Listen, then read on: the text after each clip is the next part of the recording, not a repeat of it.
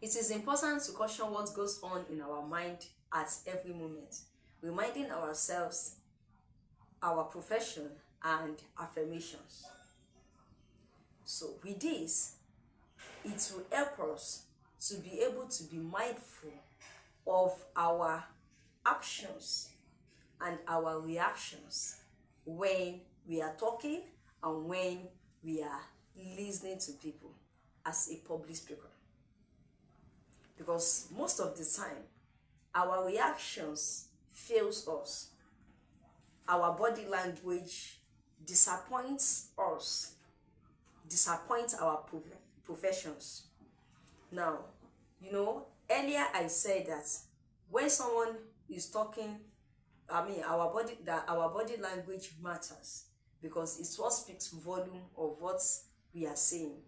Now, if you are listening to a person, and we are giving some kind of reaction that is contrary to what that person is saying, it may lead to that person cutting off whatever that person is saying because the person might feel like we are not interested in what he is saying. Now, what if we are now the one talking? How does our talk relate with our body language in order to make us look like an authentic person, or makes our word a true one to the listeners? It is important that we pay attention to what is going on in our mind while we talk with our mouth. So our emotions, our body language needs to align with our true self in anywhere we find ourselves. Our emotions, our body language needs to align with our true self based on the situation on ground in anywhere we find ourselves. Body language is not a natural thing that happens to every man.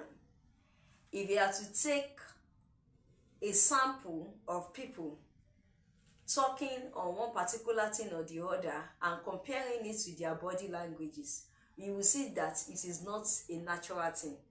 It has to be mastered. Body language has to be mastered. Body language has to be mastered. So to master body language, there are factors to consider. That can determine how effective we want to be in displaying our body language with relaying our messages. And those points are things I'm going to be listing out and giving a tips of explanation to it as we move on in this session. Stay cool. Today I'm going to list just 5 and leave you to go and make your research on the rest of them. So the first one is power stance. The second one is eye contact. The third one is mirroring. The fourth one is open posture. And the fifth one is genuine smile. Now let's look at them one after the other.